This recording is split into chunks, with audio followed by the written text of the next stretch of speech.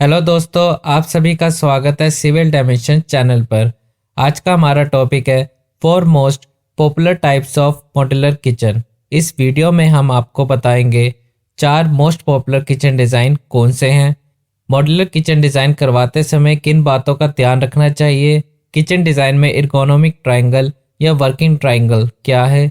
साथ ही डिस्कस करेंगे कुछ टेक्निकल डिटेल्स जैसे लोअर कैबिनेट की हाइट कितनी होनी चाहिए, अपर कैबिनेट की हाइट कितनी होनी चाहिए, चिमनी किस हाइट पर लगानी चाहिए और भी बहुत सी डिटेल्स। तो चलिए शुरू करते हैं।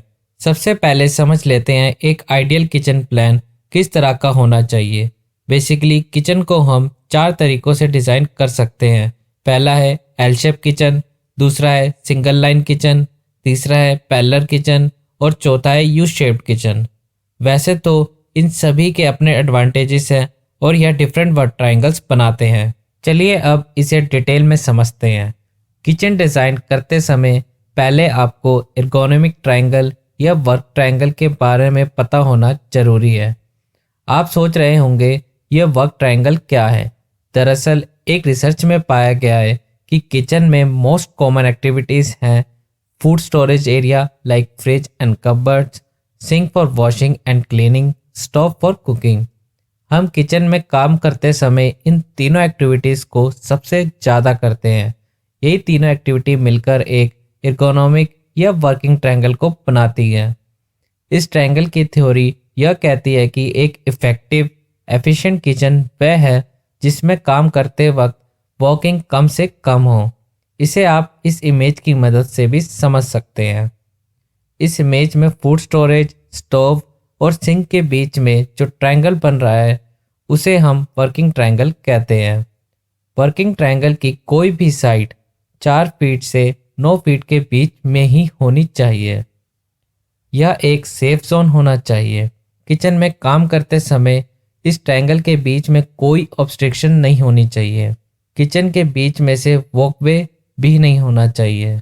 हालांकि यह ट्रायंगल एक इमेजिनरी ट्रायंगल है जो सिर्फ ये समझाने के लिए बनाया गया है कि किचन में 3 की एरिया हैं जो मैक्सिमम यूज़ होते हैं, जिनका अरेंजमेंट इजीली एक्सेसिबल और ऑब्स्ट्रक्शन फ्री होना चाहिए।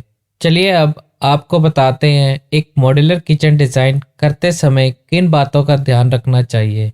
सबसे पहले है आजकल इलेक्ट्रिक स्टोव आ रहे हैं जो कि बिजली का इस्तेमाल करते हैं और बटन ऑन करते ही गैस की फ्लेम अपने आप ही जल जाती है। लाइटर या फिर माचिस की कोई ज़रूरत नहीं पड़ती। तो ध्यान रखें स्टोव या होब के नीचे एक 6 एम्पेयर का सॉकेट जरूर दें। दूसरा है अपर कैबिनेट के नीचे लाइट का प्रोविज़न जरूर रखें, क्योंकि अगर आप किचन के सीलिंग लाइट ऑन करके काम करेंगे तो हो सकता है अपर कैबिनेट की शैडो से आपको थोड़ी बहुत दिक्कत आए। तीसरा, किचन में हॉट एंड कोल्ड वाटर के साथ साथ आरओ या फिर वाटर प्योरीफायर का भी कनेक्शन होना चाहिए जो सिंक के पास ही होना चाहिए। चौथा, मॉड्यूलर किचन में मॉड्यूलर फ्रिज भी होगा तो ध्यान से प्लम्बर से फ्रिज के पास एक ड्रेन पॉइंट जरूर बनवा लें। साथ ही आरओ या फिर वाटर प्योरीफायर का कनेक्शन फ्रिज तक जरूर करवा लें, क्योंकि नए मॉड्यूलर फ्रिज में आरओ वाटर की लाइन होना भी कंपलसरी है। पांचवा है सिंक का सिलेक्शन ध्यान से करें। सिंक का सिलेक्शन इस बात पर डिपेंड करता है कि किचन में स्पेस कितना है। सिंक 4 तरह के आते हैं, single sink, double sink, single sink with drain, double sink with drain. ये किस किस मटेरियल में आते हैं इसके बारे में हम किसी और वीडियो में डिस्कस करेंगे। छठा, किचन में चिमनी जरूर लगवाएं।